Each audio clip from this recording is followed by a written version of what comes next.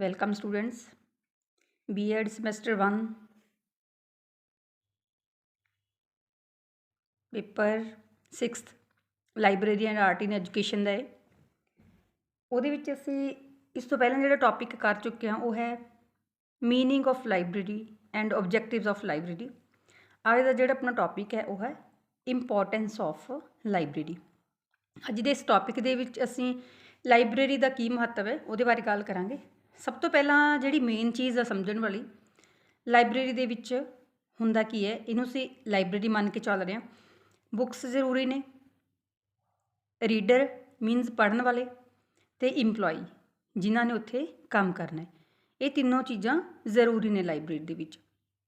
ਜੇਕਰ ਇਹਨਾਂ ਦੇ ਵਿੱਚੋਂ ਕੋਈ ਇੱਕ ਵੀ ਚੀਜ਼ ਮਿਸ ਹੋਏਗੀ, ਸਪੋਜ਼ ਕਰੋ ਇੰਪਲੋਈ ਨਹੀਂ ਹੈਗੇ, ਸਿਰਫ ਬੁੱਕਸ ਅਤੇ ਰੀਡਰ, ਉਹਨਾਂ ਨੂੰ ਕੌਣ ਇਸ਼ੂ ਕਰੇਗਾ, ਕੌਣ ਬੱਚਿਆਂ ਨੂੰ ਗਾਈਡ ਕਰੇਗਾ? ਠੀਕ ਹੈ ਜੀ। ਇਸ ਕਰਕੇ ਤਿੰਨੋਂ ਜਿਹੜੀਆਂ ਚੀਜ਼ਾਂ ਨੇ ਲਾਇਬ੍ਰੇਰੀ ਦੇ ਵਿੱਚ ਹੋਣੇ ਜ਼ਰੂਰੀ ਨੇ, ਬੁੱਕਸ, ਰੀਡਰ ਅਤੇ ਇੰਪਲੋਈ। ਹੁਣ ਅਸੀਂ ਗੱਲ ਕਰਾਂਗੇ ਇੰਪੋਰਟੈਂਸ ਆਫ ਲਾਇਬ੍ਰੇਰੀ ਦੇ ਵਿੱਚ ਕਿਹੜੇ ਅੱਗੋਂ ਜਿਹੜੇ ਟੌਪਿਕਸ ਪੁਆਇੰਟਸ ਨੇ, ਕਾਫੀ ਜ਼ਿਆਦਾ ਪੁਆਇੰਟਸ ਨੇ, ਮੈਂ ਤੁਹਾਨੂੰ ਸਾਰੇ ਕਲੀਅਰ ਕਰਦੀ ਹਾਂ। First is source of knowledge. Library ਦੀ ਸਭ ਤੋਂ ਪਹਿਲੀ ਇੰਪੋਰਟੈਂਸ ਕੀ ਹੈ ਕਿ ਇਹ ਗਿਆਨ ਦਾ ਭੰਡਾਰ ਹੈ। ਸਾਰੇ ਤਰ੍ਹਾਂ ਦੀ ਜਿਹੜੀ ਇਨਫੋਰਮੇਸ਼ਨ ਹੈ, ਸਾਰੇ ਤਰ੍ਹਾਂ ਦੀ ਨੌਲੇਜ ਸਾਨੂੰ ਇੱਥੋਂ ਮਿਲ ਸਕਦੀ ਹੈ। Proper use of leisure time, ਅਸੀਂ ਆਪਣੇ ਵੇਲੇ ਟਾਈਮ ਦੀ ਜਿਹੜੀ ਸਹੀ ਵਰਤੋਂ ਉਹ ਕਰ ਸਕਦੇ ਹਾਂ। ਇਹਦੇ ਲਈ ਵੀ ਜਿਹੜੀ ਲਾਇਬ੍ਰੇਰੀ ਉਹ ਆਪਣਾ ਇੰਪੋਰਟੈਂਟ ਰੋਲ ਪਲੇ ਕਰਦੀ ਹੈ। ਨਿਊ ਇਨਫੋਰਮੇਸ਼ਨ ਔਰ ਅਪ ਟੂ ਡੇਟ ਇਨਫੋਰਮੇਸ਼ਨ, ਇਕੱਲੀ ਸਿਰਫ ਲਾਇਬ੍ਰੇਰੀ ਹੈ ਜੀ ਤੋਂ ਸਾਨੂੰ ਇਨਫੋਰਮੇਸ਼ਨ ਨਿਊ ਮਿਲਦੀ ਹੈ, ਕਿਉਂਕਿ ਉਹਦੇ ਵਿੱਚ ਕਾਫੀ ਜ਼ਿਆਦਾ ਨਿਊਜ਼ਪੇਪਰ ਵੀ ਆ ਰਹੇ ਹੁੰਦੇ ਨੇ, ਅਲੱਗ-ਅਲੱਗ ਭਾਸ਼ਾਵਾਂ ਦੇ ਵਿੱਚ ਹੁੰਦੇ ਨੇ ਅਤੇ ਡੇਲੀ ਆਉਂਦੇ ਨੇ। ਮੈਗਜ਼ੀਨ ਵੀ ਆਉਂਦੇ ਨੇ, ਕੋਈ ਮੰਥਲੀ ਹੁੰਦੇ ਆ, ਠੀਕ ਹੈ ਜੀ, ਕੋਈ 3 ਮਹੀਨਿਆਂ ਬਾਅਦ ਛਪਣ ਵਾਲੇ ਹੁੰਦੇ ਆ, ਕੋਈ 6 ਮੰਥ ਬਾਅਦ ਹੁੰਦੇ ਆ, ਅਤੇ ਕੋਈ ਸਾਲਾਨਾ ਹੁੰਦੇ ਆ। ਅਤੇ ਇਹ ਨਾਲ ਸਾਡੀ ਜਿਹੜੀ ਇਨਫੋਰਮੇਸ਼ਨ ਅਪ ਟੂ ਡੇਟ ਰਹਿੰਦੀ ਹੈ। ਵੈਸੇ ਵੀ ਜਿਹੜੇ ਜਰਨਲ ਵਗੈਰਾ ਉੱਥੇ ਆਉਂਦੇ ਨੇ ਤਾਂ ਉਹ ਉੱਥੇ ਸਟੋਰ ਕਰਕੇ ਰੱਖੇ ਜਾਂਦੇ ਨੇ, ਸਾਨੂੰ ਕਦੋਂ ਵੀ ਇਨਫੋਰਮੇਸ਼ਨ ਉੱਥੋਂ ਲੈਣ ਦੀ ਜ਼ਰੂਰਤ ਪੈ ਜਾਏ ਤਾਂ ਅਸੀਂ ਉੱਥੋਂ ਲੈ ਸਕਦੇ ਹਾਂ। Direct relation between reader and book, ਪੜ੍ਹਨ ਵਾਲਾ ਅਤੇ ਕਿਤਾਬ ਦੇ ਵਿਚਕਾਰ ਸਿੱਧਾ ਸੰਬੰਧ ਹੁੰਦਾ ਹੈ। ਲਾਇਬ੍ਰੇਰੀ ਦੇ ਵਿੱਚ ਜਦੋਂ ਬੱਚਾ ਬੈਠ ਕੇ ਪੜ੍ਹਦਾ ਹੈ ਤਾਂ ਕੀ ਮਹੱਤਵ ਹੈ ਵੀ ਜਿਹੜਾ ਪੜ੍ਹਨ ਵਾਲਾ ਹੈ ਅਤੇ ਜਿਹੜੀ ਬੁੱਕ ਹੈ ਉਹਨਾਂ ਦੋਵਾਂ ਦੇ ਵਿਚਕਾਰ ਡਾਇਰੈਕਟ ਰਿਲੇਸ਼ਨ ਹੋਏਗਾ। Provides wide collection of books, library ਦੇ ਵਿੱਚੋਂ ਸਾਨੂੰ ਬਹੁਤ ਜ਼ਿਆਦਾ ਵਰਾਇਟੀ ਆਫ ਬੁੱਕਸ ਮਿਲਦੀਆਂ ਨੇ, ਕਿਉਂਕਿ ਉੱਥੇ ਹਰ ਤਰ੍ਹਾਂ ਦੀ ਕਲੈਕਸ਼ਨ ਹੁੰਦੀ ਹੈ। ਤੁਸੀਂ ਆਪਣੇ ਐਂਟਰਟੇਨਮੈਂਟ ਦੇ ਲਈ ਪੜ੍ਹਨੀਆਂ ਨੇ ਉਹ ਵੀ ਤੁਹਾਨੂੰ ਮਿਲ ਜਾਣਗੀਆਂ, ਕੋਈ ਤੁਸੀਂ ਇਨਫੋਰਮੇਸ਼ਨ ਗੇਨ ਕਰਨੀ ਹੈ, ਕੋਈ ਅਸਾਈਨਮੈਂਟ ਬਣਾਉਣੀ ਹੈ, ਕੋਈ ਕਿਸੇ ਹੋਰ ਪਰਪਜ਼ ਲਈ ਕਿਸੇ ਐਕਟੀਵਿਟੀ ਦੇ ਵਿੱਚ ਪਾਰਟੀਸਪੇਟ ਕਰਨਾ, ਉਹਦੇ ਲਈ ਤੁਸੀਂ ਚਾਹੀਦਾ ਤੁਹਾਨੂੰ ਕੋਈ ਵੀ ਮਟੀਰੀਅਲ, ਤਾਂ ਤੁਸੀਂ ਉੱਥੋਂ ਜਿਹੜੀ ਹੈਲਪ ਆ ਉਹ ਲੈ ਸਕਦੇ ਹੋ। ਹੈਲਪਰਸ ਇਨ ਡਿਫਰੈਂਟ ਕਲਚਰਲ ਐਕਟੀਵਿਟੀਜ਼, ਇਹ ਅਲੱਗ-ਅਲੱਗ ਤਰ੍ਹਾਂ ਦੀਆਂ ਜਿਹੜੀਆਂ ਕਲਚਰਲ ਐਕਟੀਵਿਟੀਜ਼ ਨੇ ਉਹਨਾਂ ਦੇ ਵਿੱਚ ਪਾਰਟੀਸਪੇਟ ਕਰਨ ਦੇ ਲਈ ਵੀ ਸਾਨੂੰ ਹੈਲਪ ਕਿੱਥੋਂ ਮਿਲਦੀ ਹੈ? ਲਾਇਬ੍ਰੇਰੀ ਦੇ ਵਿੱਚੋਂ। ਕਿਉਂਕਿ ਸਪੋਜ਼ ਕਰੋ ਅਸੀਂ ਪਲੇ ਕਰਨਾ ਹੈ ਕੋਈ, ਤਾਂ ਅਸੀਂ ਪਲੇ ਫਾਈਂਡ ਆਊਟ ਕਰਨ ਦੇ ਲਈ ਲਾਇਬ੍ਰੇਰੀ ਦੇ ਵਿੱਚ ਜਿਹੜੀਆਂ ਬੁੱਕਸ ਨੇ ਉਹ ਦੇਖਾਂਗੇ ਅਤੇ ਉਹਦੇ ਵਿੱਚ ਅਸੀਂ ਪਲੇ ਲੱਭ ਸਕਦੇ ਹਾਂ। ਤੁਸੀਂ ਪੋਇਮ ਰੈਸੀਟੇਸ਼ਨ ਦੇ ਵਿੱਚ ਜਾਣਾ ਹੈ ਤਾਂ ਪੋਇਮਸ ਵੀ ਤੁਹਾਨੂੰ ਉੱਥੋਂ ਈਜ਼ੀਲੀ ਮਿਲ ਸਕਦੀਆਂ ਨੇ।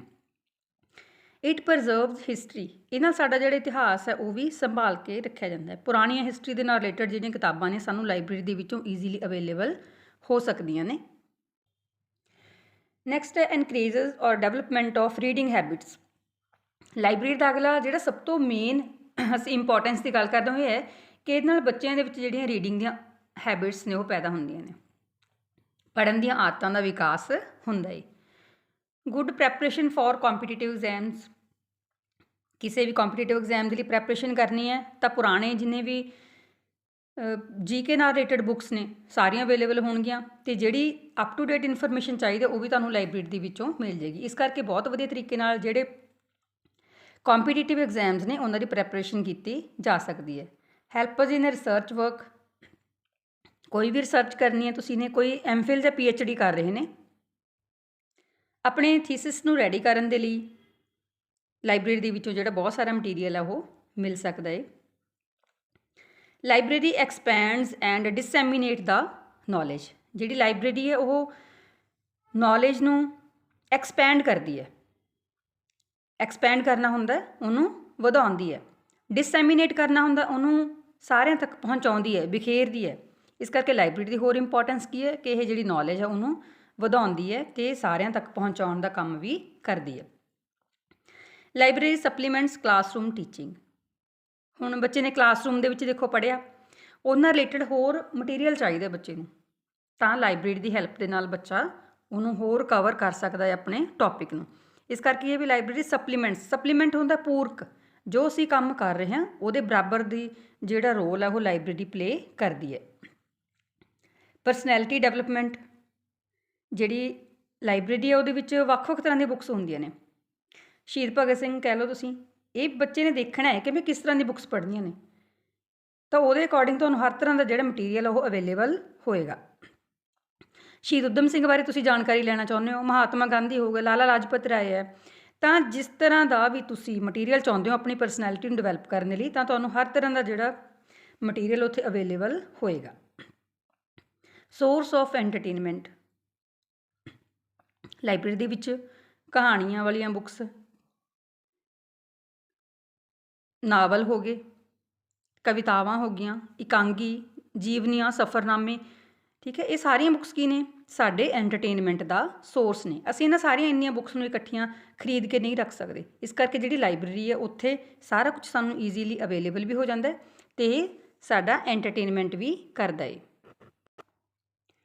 ਇੰਪੋਰਟੈਂਸ ਫॉर ਨੀਡੀ ਸਟੂਡੈਂਟਸ, ਜਿਹੜੀ ਲਾਇਬ੍ਰੇਰੀ ਹੈ ਉਹ ਜਿਹੜੇ ਬੱਚੇ ਪੂਅਰ ਹੁੰਦੇ ਨੇ, ਨੀਡੀ ਹੁੰਦੇ ਨੇ, ਉਹਨਾਂ ਦੇ ਲਈ ਬਹੁਤ ਹੀ ਜ਼ਿਆਦਾ ਹੈਲਪਫੁਲ ਹੁੰਦੀ ਹੈ, ਕਿਉਂਕਿ ਉਹ ਬੱਚੇ ਇੰਨੀਆਂ ਜ਼ਿਆਦਾ ਬੁੱਕਸ ਹੈ ਜਿਹੜੀ ਉਹ ਨਹੀਂ ਪਰਚੇਜ਼ ਕਰ ਸਕਦੇ। ਇਸ ਕਰਕੇ ਜਿਹੜੀ ਲਾਇਬ੍ਰੇਰੀ ਹੈ ਉੱਥੋਂ ਉਹ ਇਸ਼ੂ ਕਰਵਾ ਕੇ ਪੜ੍ਹ ਸਕਦੇ ਨੇ।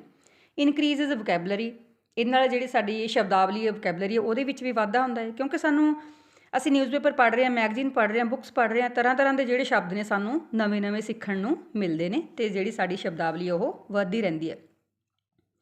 Reference books and other material, ਸਾਨੂੰ ਲਾਇਬ੍ਰੇਰੀ ਦੇ ਵਿੱਚੋਂ ਰੈਫਰੈਂਸ ਬੁੱਕਸ ਅਤੇ ਜਿਹੜਾ ਹੋਰ ਮਟੀਰੀਅਲ ਦਾ ਮਤਲਬ ਹੁਣ ਅਸੀਂ ਗੱਲ ਕਰ ਰਹੇ ਸੀ ਮੈਗਜ਼ੀਨ ਵਗੈਰਾ, ਅਤੇ GK ਦੀਆਂ ਬੁੱਕਸ ਜੋ ਲਗਵਾਈਆਂ ਹੋਣਗੀਆਂ, ਕੁਛ ਜਰਨਲਸ ਹੁੰਦੇ ਨੇ ਉਹ ਵੀ ਆਉਂਦੇ ਨੇ, ਐਜੂਕੇਸ਼ਨਲ ਫਿਲਮ ਦੀਆਂ CDs ਉੱਥੇ ਅਵੇਲੇਬਲ ਹੋ ਸਕਦੀਆਂ ਨੇ। ਇਸ ਕਰਕੇ ਸਾਨੂੰ ਸਾਰੇ ਤਰ੍ਹਾਂ ਦਾ ਜਿਹੜਾ ਮਟੀਰੀਅਲ ਉਹ ਲਾਇਬ੍ਰੇਰੀ ਦੇ ਵਿੱਚੋਂ ਮਿਲ ਸਕਦਾ ਹੈ। ਸੋਰਸ ਆਫ ਪਲੇਜ਼ਰ, ਖੁਸ਼ੀ ਦਾ ਸੋਮਾ ਵੀ ਹੈ।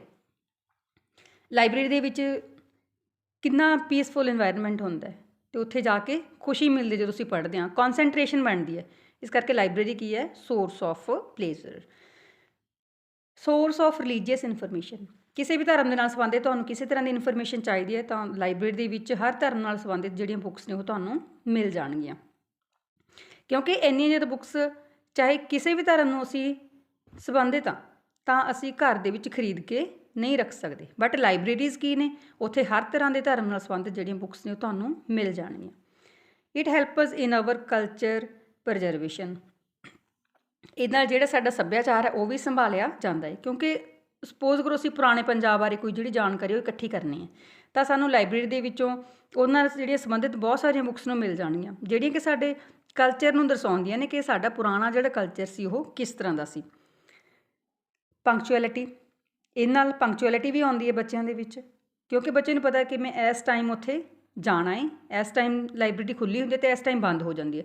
ਉਹਦੇ ਵਿੱਚ ਜੋ ਟਾਈਮ ਬੱਚੇ ਨੂੰ ਸਿਊਟੇਬਲ ਹੋਏਗਾ ਜਾਂ ਸਕੂਲ ਦੇ ਟਾਈਮ ਟੇਬਲ ਦੇ ਅਕੋਰਡਿੰਗ ਮਿਲੇਗਾ, ਬੱਚਾ ਉਹਦੇ ਅਕੋਰਡਿੰਗ ਲਾਇਬ੍ਰੇਰੀ ਜਾ ਕੇ ਆਪਣਾ ਜਿਹੜਾ ਕੰਮ ਹੈ ਕੋਈ ਵੀ ਕਿਸੇ ਵੀ ਤਰ੍ਹਾਂ ਜਿਹੜੀ ਹੈਲਪ ਆ ਉਹ ਲੈ ਸਕਦਾ। ਇਸ ਕਰਕੇ ਅਗਲੀ ਇੰਪੋਰਟੈਂਸ ਕੀ ਹੈ ਕਿ ਇਹ ਬੱਚਿਆਂ ਨੂੰ ਪੰਕਚੁਅਲ ਵੀ ਬਣਾਉਂਦੀ ਹੈ। ਹੈਲਪਫੁਲ ਫॉर ਟੀਚਰ ਦੇ ਲਈ ਵੀ ਲਾਭਦਾਇਕ ਹੈ, ਕਿਉਂਕਿ ਟੀਚਰ ਨੇ ਜਦੋਂ ਬੱਚਿਆਂ ਨੂੰ ਪੜ੍ਹਾਉਣਾ ਹੁੰਦਾ ਤਾਂ ਖੁਦ ਉਹਨੂੰ ਜਿਹੜੀ ਨੌਲੇਜ ਆ ਉਸ ਟੌਪਿਕ ਤੋਂ ਵੱਧ ਕੇ ਹੋਣੀ ਚਾਹੀਦੀ ਹੈ। ਇਸ ਕਰਕੇ ਜਿਹੜੇ ਟੀਚਰ ਹੈ ਉਹ ਲਾਇਬ੍ਰੇਰੀ ਤੋਂ ਹੈਲਪ ਲੈ ਕੇ ਆਪਣੇ ਟੌਪਿਕ ਨਾਲ ਰਿਲੇਟਡ ਜਿਹੜਾ ਹੋਰ ਮਟੀਰੀਅਲ ਉਹ ਇਕੱਠਾ ਕਰ ਸਕਦਾ ਹੈ।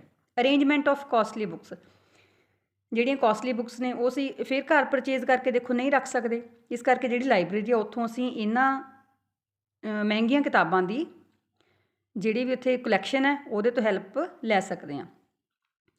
Arrangement of rare books, rare ਦਾ ਮਤਲਬ ਹੁੰਦਾ ਜਿਹੜੀਆਂ ਸਾਨੂੰ ਈਜ਼ੀਲੀ ਅਵੇਲੇਬਲ ਨਹੀਂ ਹੋ ਸਕਦੀਆਂ, ਉਹ ਲਾਇਬ੍ਰੇਰੀ ਦੇ ਵਿੱਚ ਜ਼ਰੂਰ ਹੁੰਦੀਆਂ ਨੇ। ਲਾਇਬ੍ਰੇਰੀ ਦੇ ਵਿੱਚ ਉਹਨਾਂ ਦਾ ਪ੍ਰਬੰਧ ਜ਼ਰੂਰ ਕੀਤਾ ਜਾਂਦਾ ਹੈ, ਇਸ ਕਰਕੇ ਜਦੋਂ ਸਾਨੂੰ ਉਹ ਬੁੱਕਸ ਪੜ੍ਹਨ ਦੀ ਜ਼ਰੂਰਤ ਪੈਂਦੀ ਹੈ ਤਾਂ ਉਹ ਸਾਨੂੰ ਮਿਲਣਗੀਆਂ ਹੀ ਨਹੀਂ, ਤਾਂ ਮਿਲਣਗੀਆਂ ਕਿੱਥੋਂ ਸਾਨੂੰ, ਉਹ ਲਾਇਬ੍ਰੇਰੀ ਦੇ ਵਿੱਚੋਂ। ਇਸ ਕਰਕੇ ਲਾਇਬ੍ਰੇਰੀ ਇੱਥੇ ਆਪਣਾ ਕਾਫੀ ਇੰਪੋਰਟੈਂਟ ਰੋਲ ਪਲੇ ਕਰਦੀ ਹੈ ਕਿ ਉੱਥੇ ਜਿਹੜੀਆਂ ਰੇਅਰ ਬੁੱਕਸ ਨੇ ਸਾਨੂੰ ਅਵੇਲੇਬਲ ਹੋ ਸਕਦੀਆਂ ਨੇ।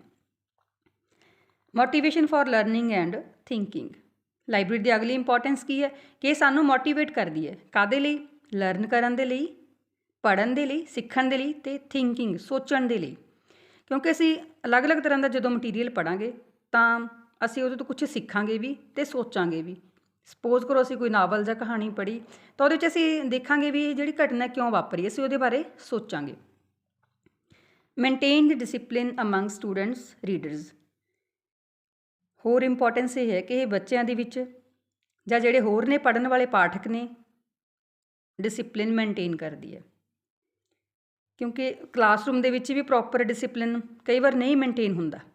ਠੀਕ ਹੈ ਜੀ, ਬੱਚੇ ਟੀਚਰ ਦੇ ਬਾਹਰ ਜਾਣ ਤੋਂ ਬਾਅਦ ਕਿੰਨਾ ਸ਼ੋਰ ਕਰਦੇ ਆ, ਬਟ ਲਾਇਬ੍ਰੇਰੀ ਦੇ ਵਿੱਚ ਜੇਕਰ ਉੱਥੇ ਲਾਇਬ੍ਰੇਰੀਅਨ ਨਹੀਂ ਵੀ ਹੋਏਗਾ ਤਾਂ ਵੀ ਬੱਚੇ ਡਿਸਿਪਲਿਨ ਦੇ ਵਿੱਚ ਰਹਿਣਗੇ।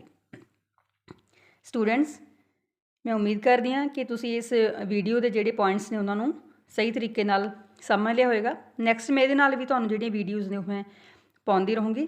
ਪੇਪਰ ਸੈਕਿੰਡ ਦੇ ਨਾਲ ਜਿਹੜਾ ਮੋਸਟਲੀ ਮਟੀਰੀਅਲ ਅਵੇਲੇਬਲ ਹੈ, 90% ਤੱਕ ਤੁਹਾਡਾ ਜਿਹੜਾ ਸਿਲੇਬਸ ਨਾਲ ਸੰਬੰਧਿਤ ਵੀਡੀਓਜ਼ ਅਪਲੋਡ ਹੋ ਗਈਆਂ ਸਾਈਕੋਲੋਜੀਕਲ ਪਰਸਪੈਕਟਿਵ ਇਨ ਐਜੂਕੇਸ਼ਨ ਦੇ ਨਾਲ। ਅਤੇ ਮੈਂ ਉਮੀਦ ਕਰਦੀ ਹਾਂ ਕਿ ਤੁਸੀਂ ਸਾਰੀਆਂ ਵੀਡੀਓਜ਼ ਦੀ ਪ੍ਰੋਪਰ ਉਹਨਾਂ ਨੂੰ ਦੇਖ ਕੇ ਹੈਲਪ ਲੈ ਰਹੇ ਹੋਵੋਗੇ। Thanks for watching.